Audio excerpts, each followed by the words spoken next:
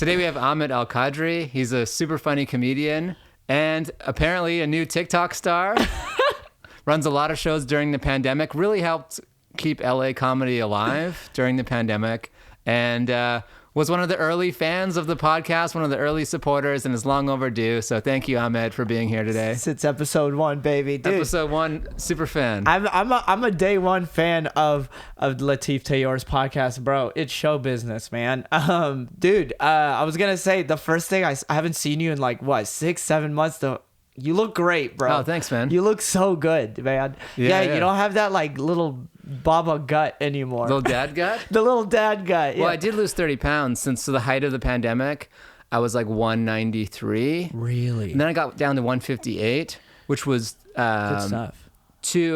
I would say too thin. Yeah. But then I've been trying to like kind of gain some muscle. And you work out here. Yeah, I got a little set of weights there, and sometimes I use my friend's gym when I need different stuff. But during the pandemic, like I used to go to LA Fitness, the one you went to. You texted me about it. And they just kind of shut down during the pandemic, and then I never renewed then I texted you one day. I was like, "Do you still go to LA Fitness?" And I went and checked it out, and it was still pandemic-y, and they're like, nah, I didn't feel comfortable. It was so busy, and COVID was still like alive. Yeah. And so for me, I just said, let me just get some dumbbells.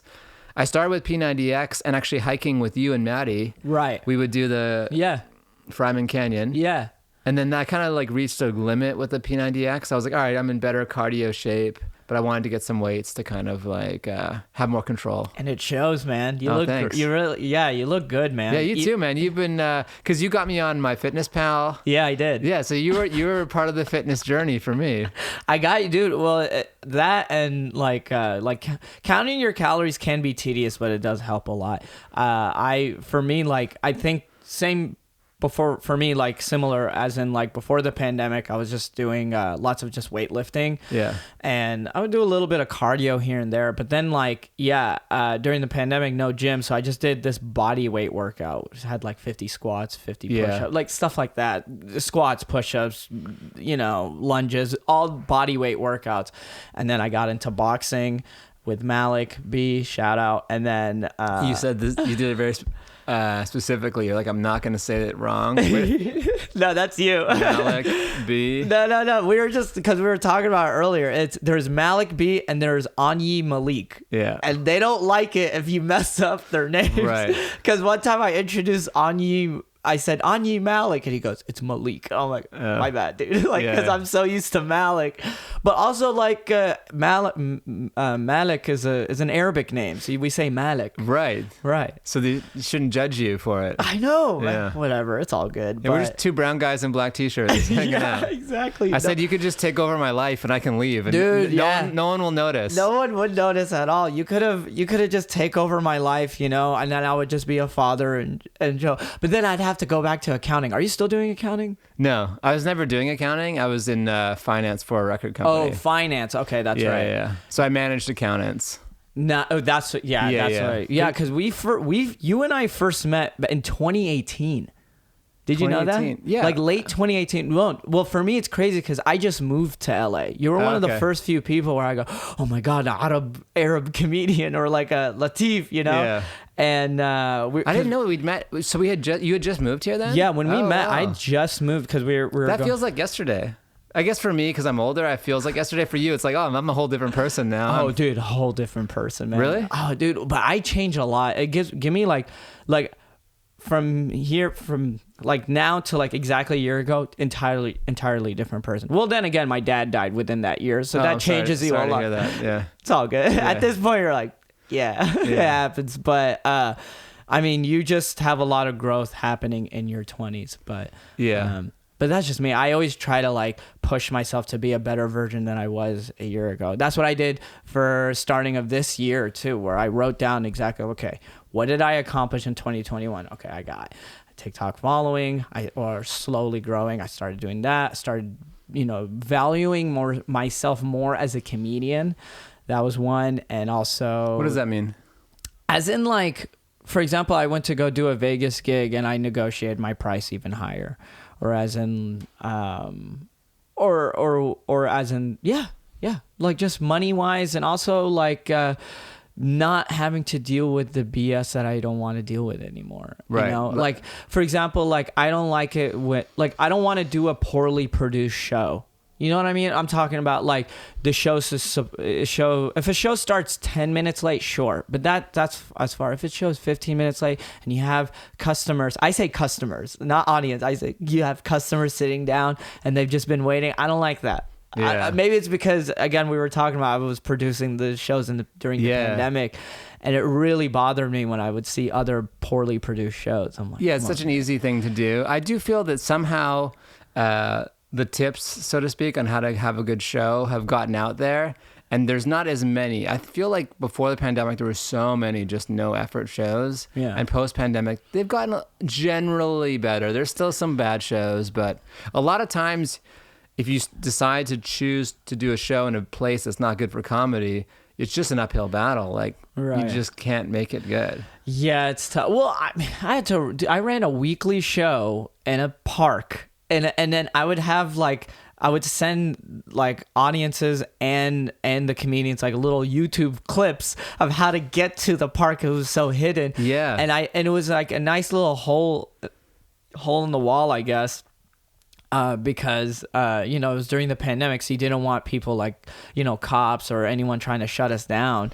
So, but it still turned out great. Yeah, those were great shows. And really, this is like 2020 when it was pretty much like one of the 3 or 4 shows going. Yeah. So, congrats for really, throwing down the gauntlet and making it part of the scene. It made me a better comedian as well. It made me a lot better as a performer, because I was like, oh, I have 10 minutes every week, and there was this, and we had a lot of regulars that would come back every week. And you meet a lot of people, get a lot of friends through it. Yeah, and bigger comedians, or like more respectful comedians. At least it's not they're gonna help me. It's just they know I exist. Yeah, you have a relationship with them. Yeah, it's not it's like that one phrase, it's not about who you know, it's about who knows you. So I like that one. Yeah. And running a show is my favorite one. It's a great way to make a lot of friends at once and a lot of enemies over time. Oh my God, right? Oh dude, we could talk about, because we both produce shows during the pandemic, or just in general. Yeah, you deal with a lot of like, oh, he never booked me, I hate him. And I'm like, dude, there's so many comedians. I'm trying to make because there is, I don't want to say names, but there were like a few like who really just had so much resentment towards me because I never booked them. I'm like, I literally couldn't. Like there was so many people, and I was like, and I'm not gonna like, I don't want to just have like this certain, like I don't want to have white comedians all the time or male comedians. I not force myself, but my rule was I want at least 2 female comics, on my shows. Right, out of like six-ish. That's not a.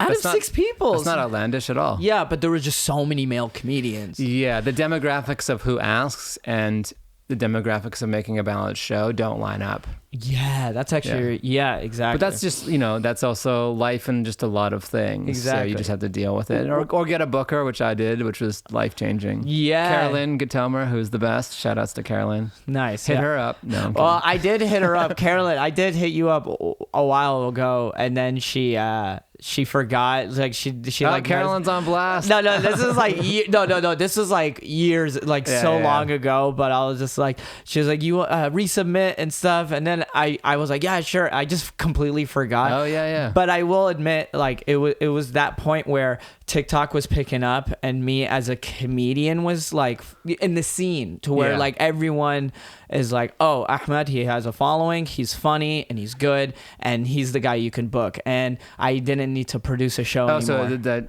your dynamic change? You get like people are reaching out to you for more? Yes, exactly. That's great. That's exactly no, fortunately, what you want. even now, like I think I just got booked for a show the other day, or for yesterday for whatever. Yeah. And it's because it's like I worked really hard. I went from producing a bunch of shows, and then it got to a point where I worked hard on my comedy, I worked hard on my content and building. Well, at first I thought it was about building a following, but we'll get to that later. I learned that it's about building a community.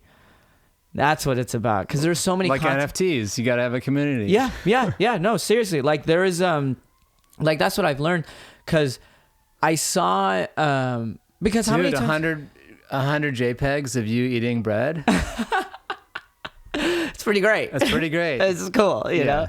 But there is like how many times have you seen a person with like 1 million or 2 million followers and you're just like, who the hell is this person? You know? And that happens a lot, especially on TikTok, because it's easy to grow a following there. But I go, well, I have about 465 right now, but I was like, I need them to be quality. Like that's why I go live on TikTok almost every day since I quit my job, and I could just focus on like getting to know my followers and building my community, build a Discord. You've heard of Discord? Oh yeah. Right? Yeah. So build that. It's a gaming platform, messaging. Yeah, I have. It's my page is Ahmed Loves Bread. My Discord group is called. I'll add you after this. Yeah, it's called Breadcrumbs. It's called Yeah. Well, you could add me on the Discord too. That's Discord. It. Because like that was because your handle used to be Ahmed from Dallas. Yes.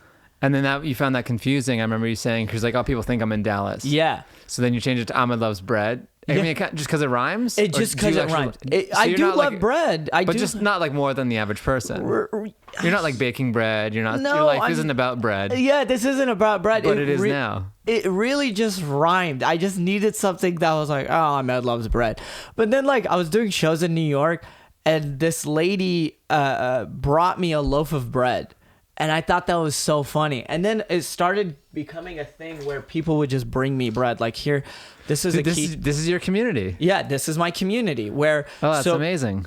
So we're called because I'm part of it. We're all called we're called the Breadcrumbs, and we really just we have like I have like little channels, and we all talk. For example, we have like a self-care channel. We talk about skincare routines, and all of these little niches from that's in the Discord was from going live. Your skin is glowing. Thank you. Yeah.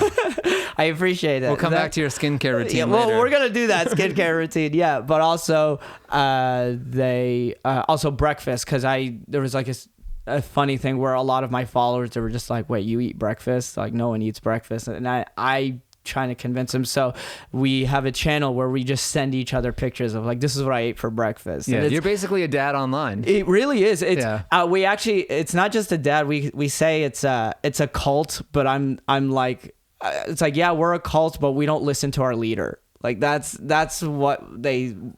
running joke of ours. It's like, and then we're all just friends. And I would try to sometimes, like, I would go on my Discord, instead of going live, I would go on my voice channel and talk with people on the Discord, because the goal is to get, like, again, it's not my fans, it's not my followers. I don't like, it's just, no, these are part of my community, like, that I'm creating, because I want them in the long run to always, and they're down. They're so, when I told them, hey guys, I quit my accounting job, I'm gonna start a podcast, they were all like, we're down, Ahmed, we can't wait to hear, we're super. That's amazing. Yeah. So your community is someone that, first of all, so if I'm part of your community, which I am, would I be a breadcrumb? You would be a breadcrumb. So I'm a breadcrumb. Yeah.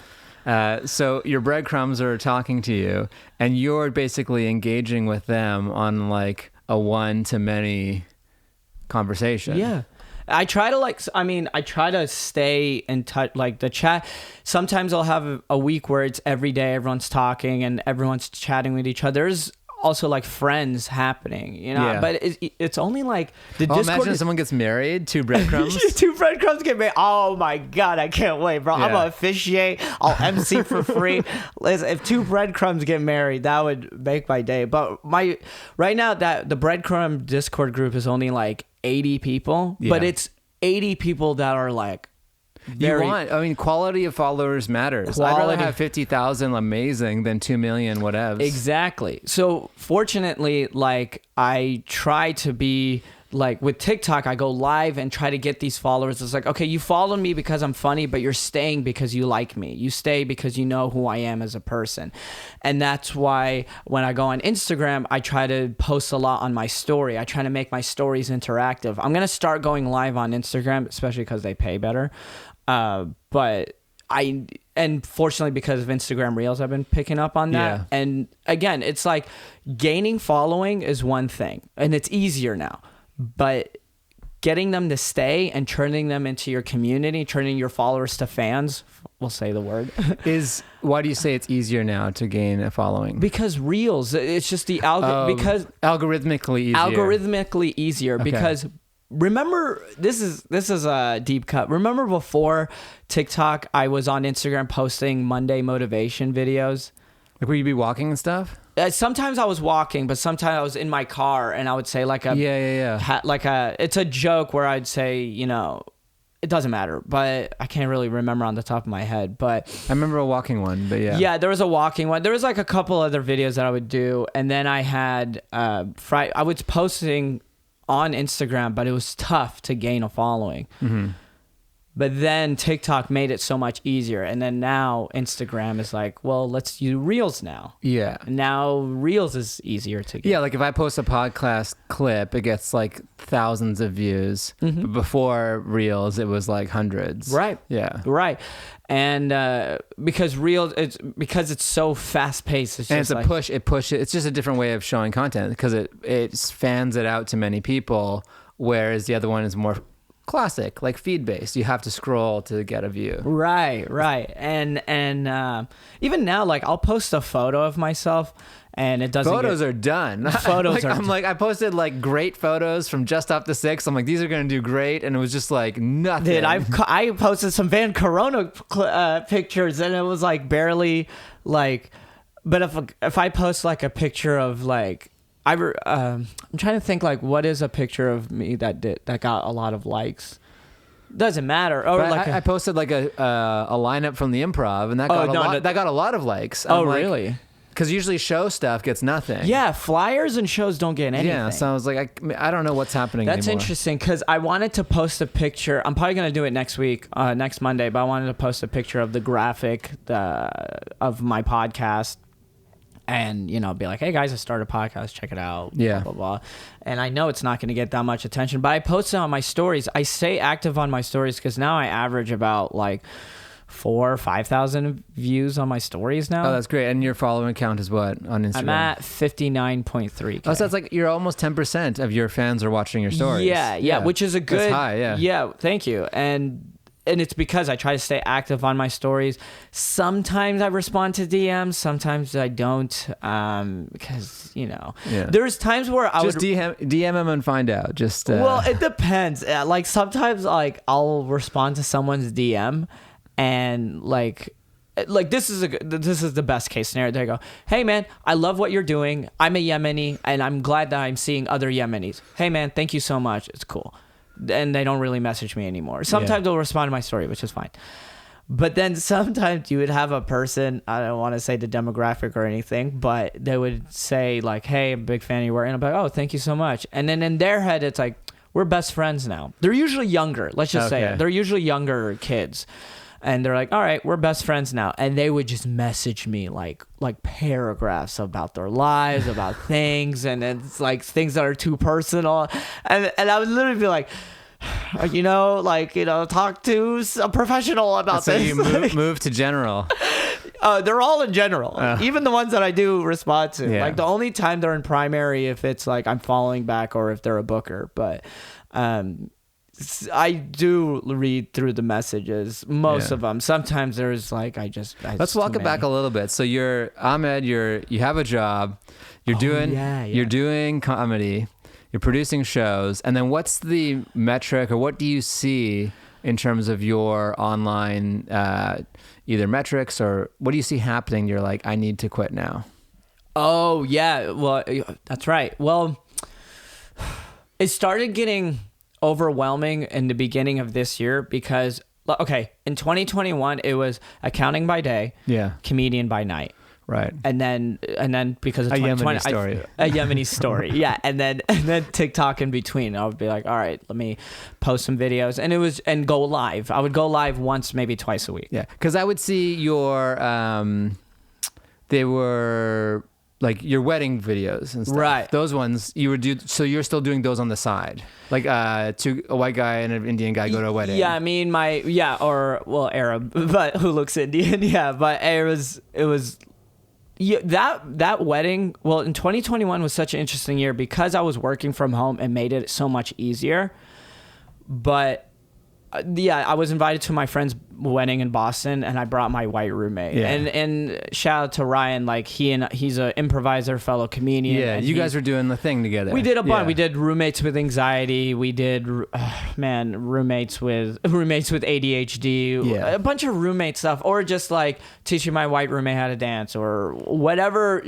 Or just things that sketches or improvise. Intercultural commentary. Intercultural, or just who we are as people. Yeah. And that was like, a good rapport. And it was also like, it's like me, like right now, it's like, hey, I have this idea it's a sketch. Yeah. And then he was great at improvising. And this is 2020 when people are doing reels constantly, right? 2021. 2021, Because okay. I didn't get it. 2020 was more just accounting and just doing pandemic comedy. Okay.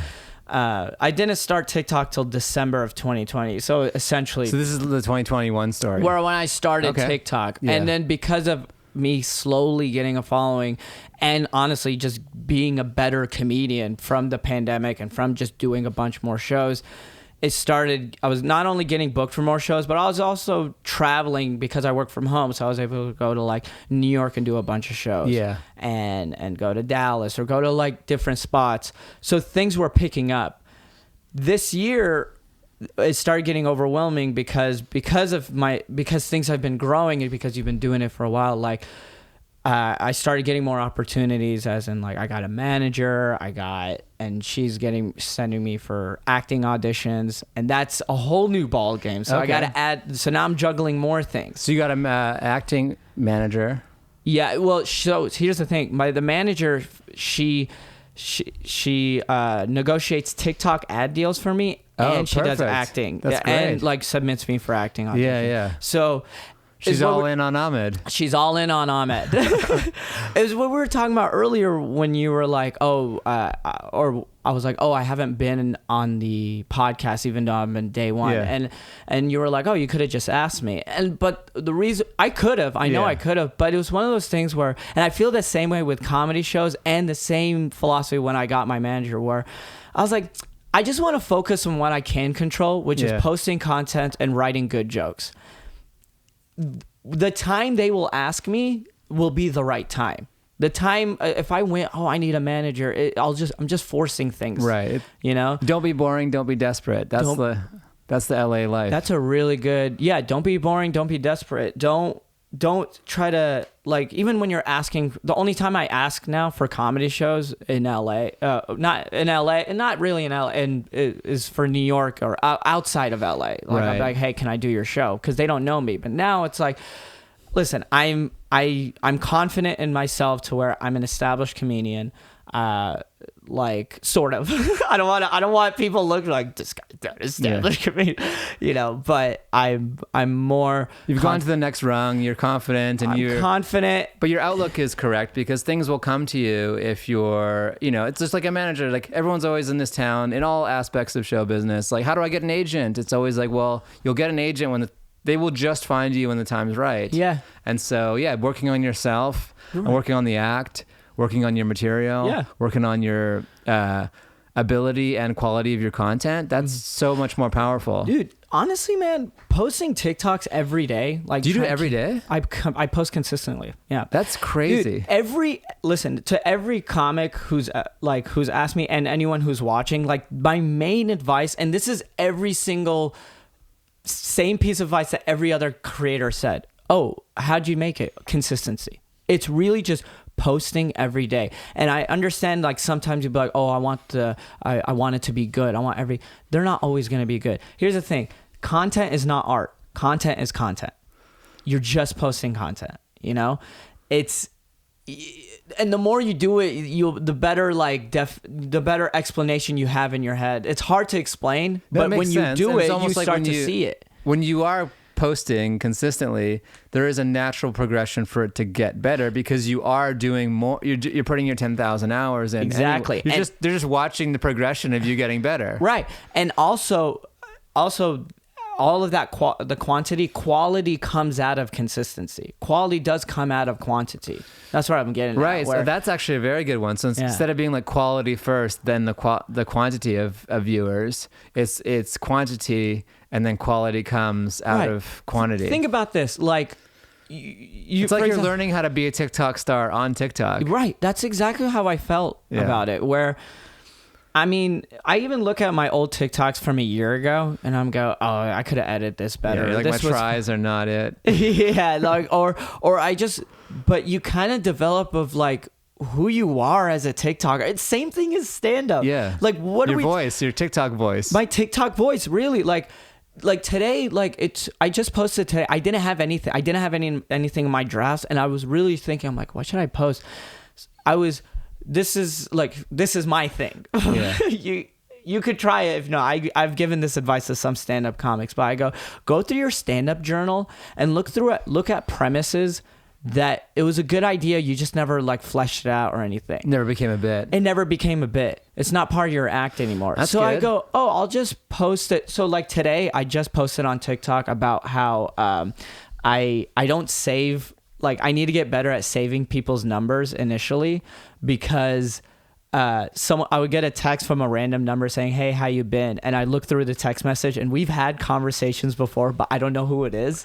Yeah. You know what I mean? Yeah, so it's relatable. You're like, I'll remember 814, it's 329. Yeah, but then you look through, you go, who is this? Yeah. You know, who is this number? And you go, okay, maybe I know him from the gym. Maybe I know him from like, and you in your head, you're just like, if I just save that person's number, and I'm having a full blown conversation with this person. So he's like, I'm right behind you. Like, yeah.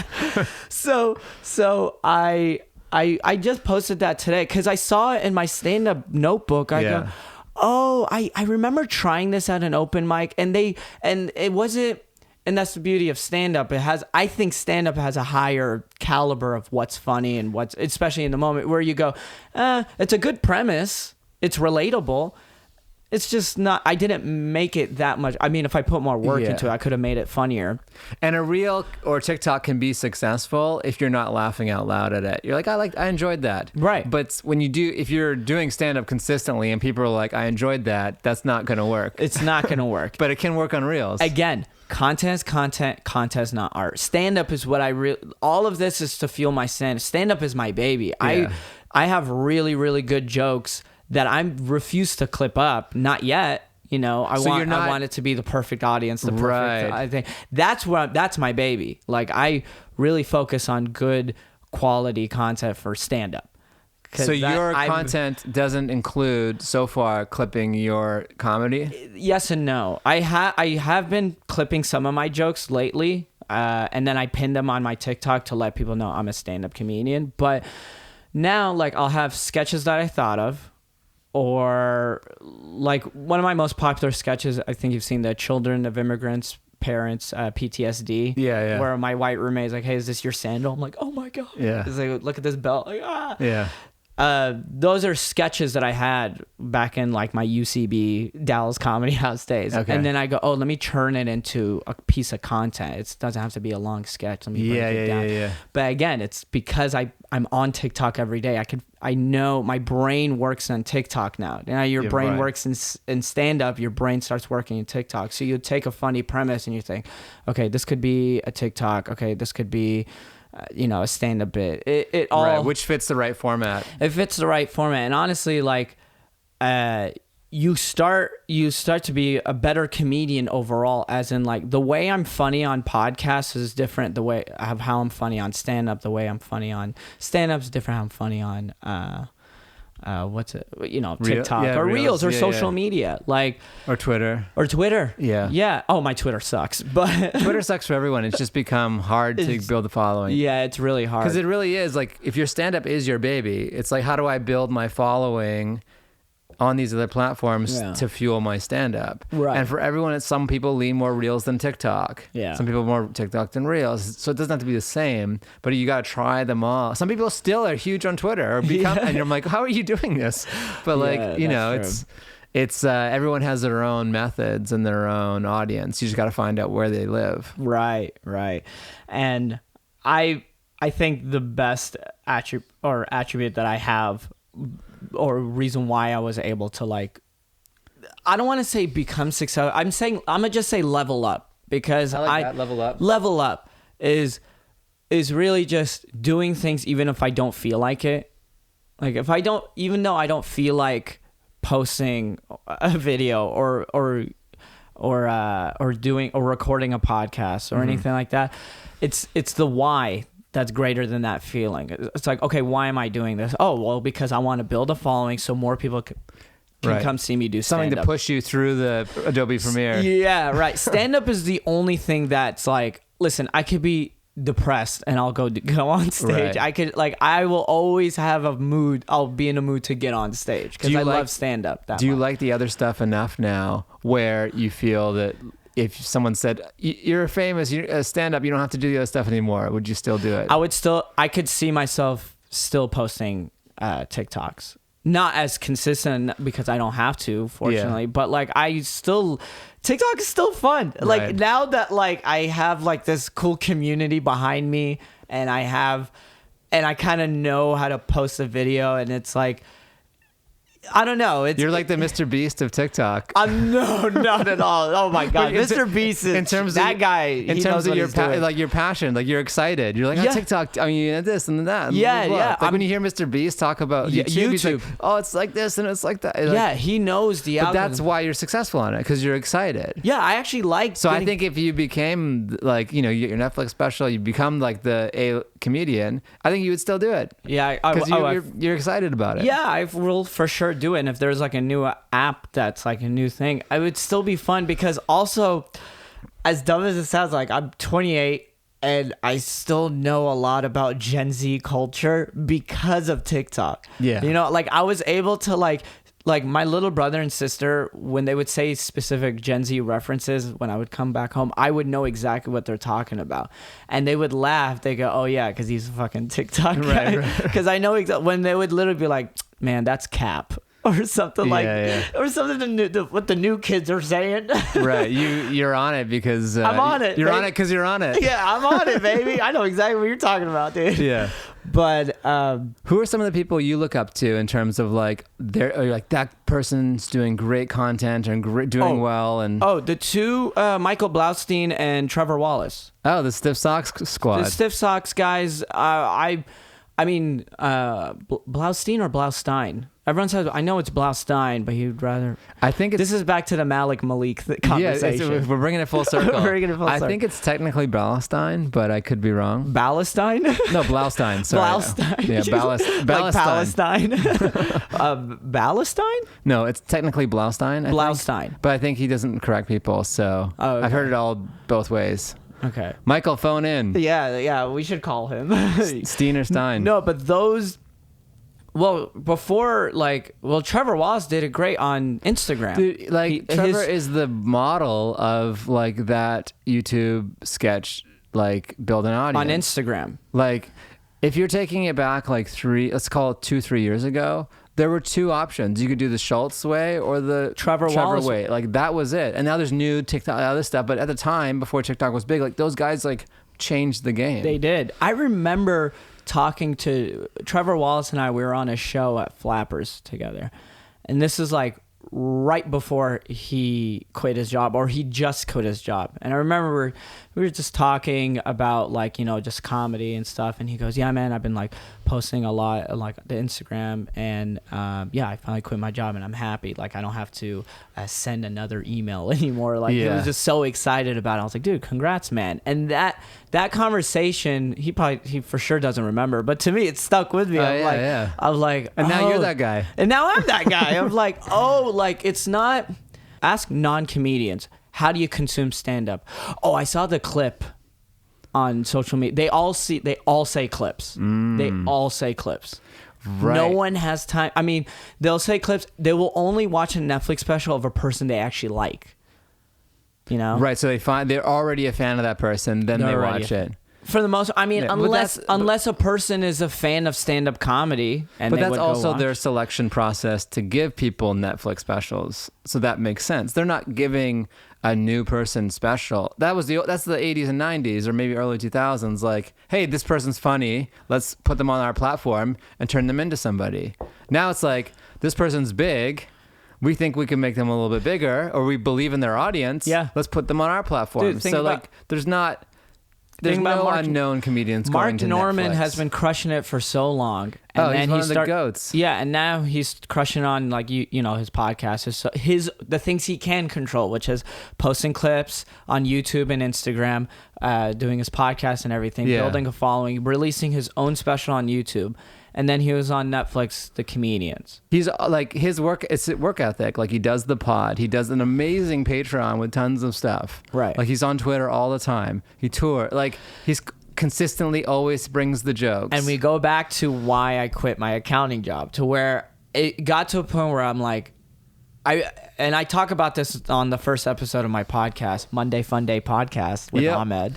When does it drop? I dropped the first episode. It's already out. Follow it. I dropped the first episode yesterday. But like I was talking to you know, Isan Ahmad. Hassan Ahmad? Yeah, he's in Austin. He lives in Austin now. Yeah. But he came to visit. And it was Dangerously Brown. Dangerously Brown, yeah. And that's not my description of him. That's his podcast. That's his podcast, yeah. And it was like a godsend when I ran into him at the comedy show. I was really getting overwhelmed. I'm like, fuck, I have my accounting job. But then I just got this manager and she's like throwing all these things at me. And now I have that. And then I got to maintain the TikTok thing that I started. I got to maintain stand-up because I got to have a good act. Listen, now that I have like a decent following, like my biggest fear is getting booked because of my following and then sucking. Yeah. That's my biggest fear. That's everyone's fear, even if you don't have a following. Yeah, or even if you don't. But it's kind of like the stakes are higher now. But it's also, you don't want to feel that you're sucking because you're focused on the other thing. Yeah, but you don't want to, exactly. And you don't want to be that guy being like, you've heard this a lot where they go, hey, like, oh, we booked that one person. Oh, is he funny? Yeah. I remember people were wondering in New York, because I got booked for a couple of shows in New York, you know, and my videos of the Indian weddings just blew the fuck up on Instagram and on TikTok, but it blew up on Instagram. And I started gaining like a following and stuff. And then I had a really good set in New York. And the booker, he came up to me. He goes, bro, man, I booked you because you had a following and stuff, but you're actually really funny. I was like, yeah, dude, I'm a stand-up that did this because you know, and because of it's just, this is what you have to do now. Right, but someone reaches, like, switch it around. You're the booker now. Someone reaches out to you from New York wanting to do your LA show. You're like, all right. He has a following. That's the same. He has a following. I don't know who he is. Let's give him a chance. Yeah. And then when it pans out, you're good. Yeah. Yes and yeah. But also, like, you're surprised and happy. I try to look for like stand-up. I try to see if they make me laugh if I'm booking, you know, or yeah. I'm not saying you're booking because of the following, but we've all been in his shoes. So it's like when you have a following and you're funny, you're like, oh, that works. Yeah. Yeah. You're not just the other thing trying to do stand-up. Exactly. And that used to be actors trying to do stand-up. That used happens to be all the time. Used to be all these different things. And now primarily the one you hear is like, oh yeah, it's a TikTok person trying to do stand-up. And that's a big thing now. Yeah. But now it's like, oh no, is he a TikTok person trying to do stand-up? Or no, he's a stand-up comedian who got TikTok to build his following. We're in a weird time. It's a weird time. There's two, like, if you're a musician first, then they're like, you can act. They're like, we're cool with that.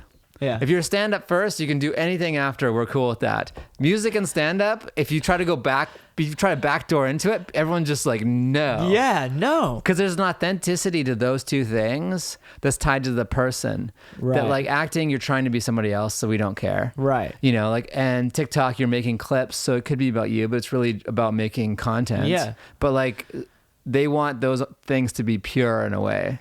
I like that, though. I do like it, too. To me, it's great because the beauty of it is no matter what, if you take away TikTok, if you take away the internet right now, I'm still a talented individual. I could still do stand up, but if you.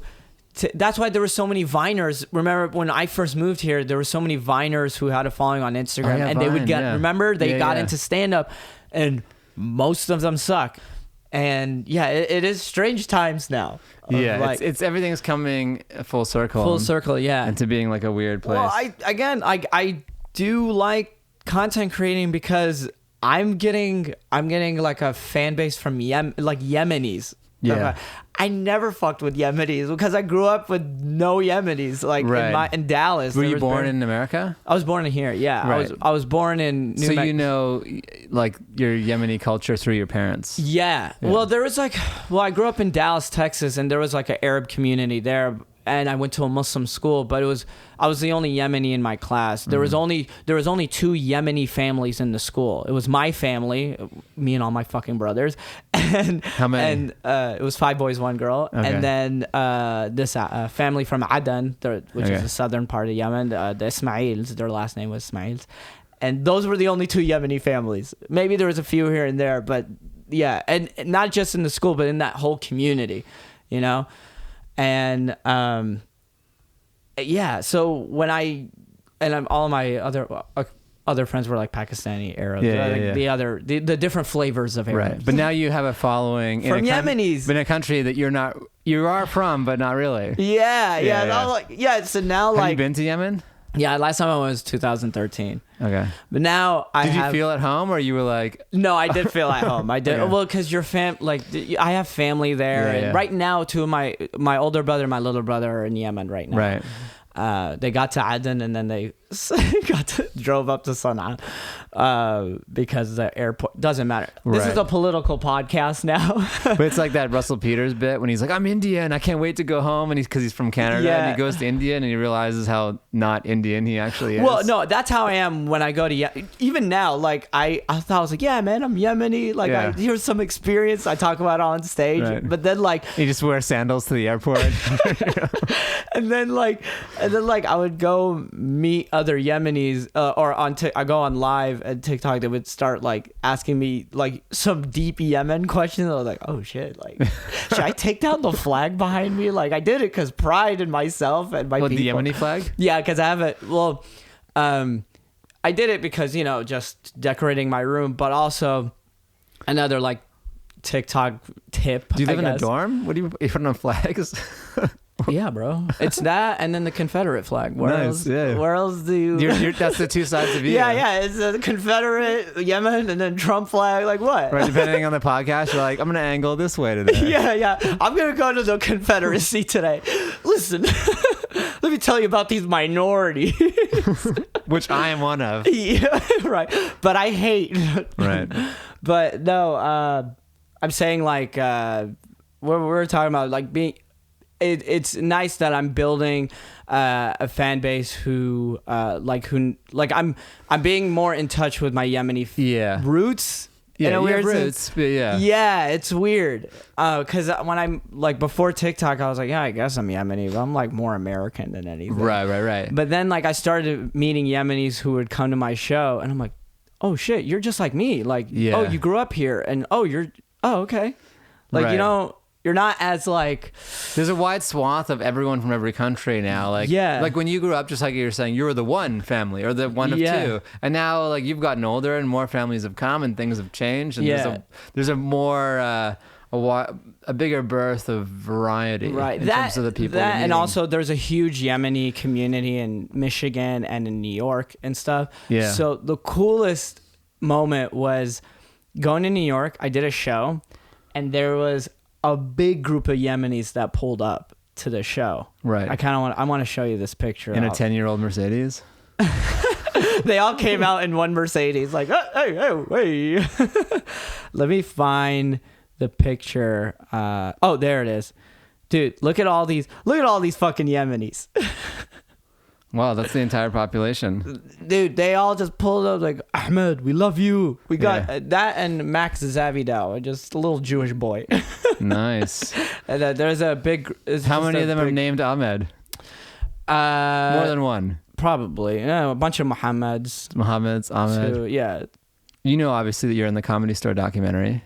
Yes, I am. I saw that. Yeah, where I love that. When I watched it, I was like, "There's Ahmed." Yeah, it's where we were all signing up for potluck. Yeah. This was early 2019. Yeah, so like a clip from the Comedy Store potluck where everyone's looking at the wall. You're like you and Cole are like right up in front. Yeah. I thought that was cool. You're part of comedy history, no matter what happens now. No matter what. Well, it's cool where fortunately one day, like my goal, actually now next on my goal for this year is to at least try to get past at the Improv and at the Comedy Store. I feel like that's like comedy goals everyone has. That's just comedians as a comedian. Yeah, it's like these are three, especially in LA, these are 3 clubs. I need to get past at them, and that's always like a hurdle. But I think you're doing it the best way, because when you have the audience, it's like you kind of they can't say anything to you. Well, that, and if you're popular and funny, it's like that's all they want anyway. Right. And they're not going to do that for you. Yeah. Like think about this. If you're a funny guy in Dallas now, you're like 21. You're like, what am I going to do? Are you going to go line up at the open mic? Or are you going to be like, whip out your phone and become a super funny person on TikTok? Right. And we know the answer because you did it anyway. And it's like, that is what people do now. Yeah. It's not the 1970s anymore. Like, they're not going to anoint you from the open mic and be like, it's your turn. But there's a few things that I want as a comedian, like that my goal is to get past at these certain clubs. I think you should absolutely do that. And it's because you want the respect among comedians, stand-up comedians. Like, I would love to get past at the Store and then be on the same lineup as Bill Burr. That's a dream. Of course, yeah. Or any of those lineups. Yeah, dude. You see a picture of the Comedy Store lineup, you're like, dude, I want my name to be on there. You know, you want your name to be on that wall. And also, I really want to get late night. I want to do late night with Jimmy Fallon, because I know Fallon would like me. I think he would like you. I know he would like me. I think you'd be a good talk show host. Yeah. Oh, that's okay. So that's where we're getting at. That's also that's a long dream of mine. Long-term dream? To be a late night host for like NBC or something. Like, for the Tonight Show. Oh my God, I got it. I want to so bad. But I want I want to do late night with Jimmy Fallon, even though, I mean, it won't give you a big following. No, but it's such a great. Well, it gets you. It's more. It's like legitimizes you in a way. It legitimizes you, and now it's not that one thing that will blow you up. It's the little things, you know. It's all little things, and also being deliberately productive towards the things you want. Because and that sounds like you've laid out a plan and you're sticking to it. So yeah, I love it. Yeah, I'm just focusing on. Well, it's going to be a life advice for the next episode of Monday Fun Day, but it's really focusing on what you can control. It's like, okay, I can control writing jokes, producing content, and recording, like doing the things that's under my control. Skincare. Tell us your routine. Oh, okay. So have you heard of Lumen? Lumin. I know Lumen. That's part of that show that Ben Stiller shot on, but I don't know. So there is a Lumen for men, and they have like this little facial. It's a cleanser. It's called charcoal cleanser. Okay. Do that every night. And okay, I'll say my nighttime routine. I do that. Do you video this? You're like, you put it on? I did post it. Someone asked me for my skincare routine, and I put it on TikTok, and I posted it. Didn't get that many views, but I know why. It's because it wasn't as entertaining enough. So I private it, and I'm gonna reshoot it again. Okay. I know. Charcoal. Yeah. So I did the Yeah, it's all from Lumen. Charcoal cleanser, and then I do the dark circle defense. Okay. And then I was on live on TikTok, and I did the skincare routine in front of them, and my fault, like the breadcrumbs, they gave me a great advice. They say, hey, use your ring finger. Oh yeah, you never want to touch your and I was doing that a lot. No, because it pulls it out. You got to be gentle. Yeah, and I was doing that a lot for my eyes. So I was putting my ring finger, and I was dabbing it. Yeah, gentle. I know. I'm learning. Thanks, breadcrumbs. And then every other night, I use retinol serum. Okay. And then I put that on. And then I have same from Lumen, a moisturizing balm. that they have. I'm going to take clips from this pod, and I have this weird feeling that the skincare one will do the best. Right? I think so too. But that's helped a lot. The skincare makes me feel young, but also like it makes me feel good. Yeah. Yeah. It's like, self-care. It's right. Yeah. When you practice self-care and self-love, you feel so much better about yourself. You're like, I worked out today. I'm feeling good. Yeah. It's a workout for the face. It is a work. Yeah. And your podcast, is it you solo?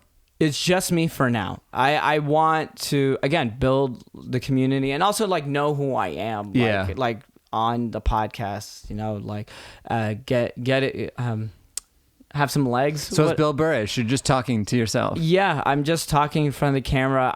My first episode is only 20 minutes long. It's actually 40 minutes, but I cut out the Q&A and I put it for the Patreon only. Patreon.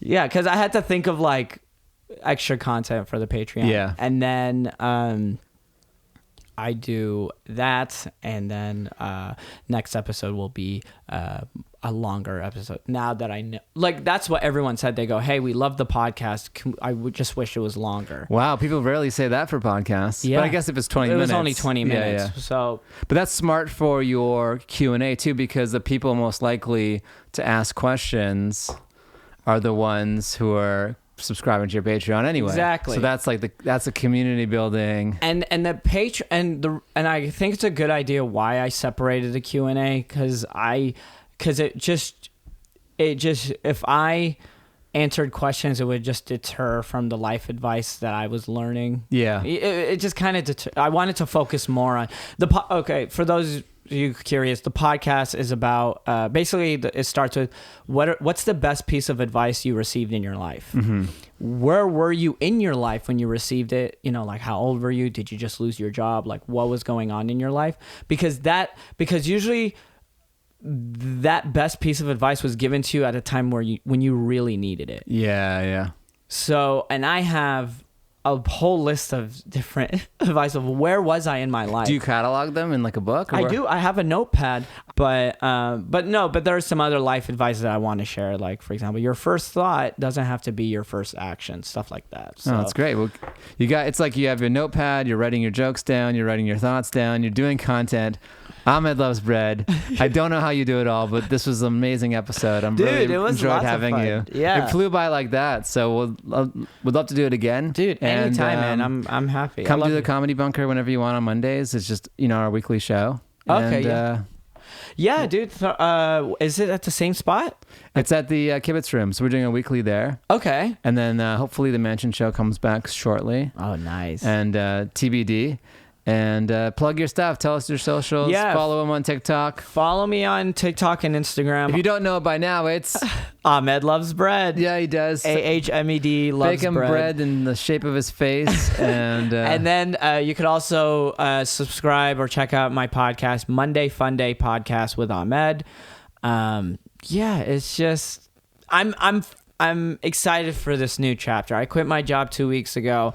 And I think it's just uphill. You're glowing from it. So whatever you're doing, you're an inspiration to me. So. Oh, dude. Yeah. And if you ever have a question, and I really have like lots of our comedian friends have been like asking me questions. Yeah. That's cool that you become like a sage for all this. I had no idea. I want to help. Yeah. I'm going to go through your TikTok after this. Dude, and just, seriously, ask me anything. Like I really want to help because, we're all in this together. We're all just, in the end, we're all just trying to be successful touring comedians. And I really feel like everyone can get a piece of the pie now. The pie is, that's the right way to look at it. The pie is big enough for everyone. So let's grow the pie. And if you just be your authentic self. That's one thing Rogan was always good about, is just like saying, hey, there's enough for everybody. You make a pod. You come on. Like, make it a big thing. Right, right. You're that guy now. And, thanks for doing that guy now. Yeah. No, there's other guys who have like bigger followings, but I think I'm more into like in the community. Like I'm friends. Like I still go to open mics. I still ask, hey, can I do your show? Like, I know earlier I said I don't, but I probably still, if I want stage time, I'll ask. Like, well, you don't have to ask me because you're on the show whenever you want. So. Yeah, thanks, brother. I appreciate it. It's Mondays on what time? Mondays 8 p.m. Yeah, that's awesome, man. Yeah, we'll see you there. Dude, I appreciate it. Later.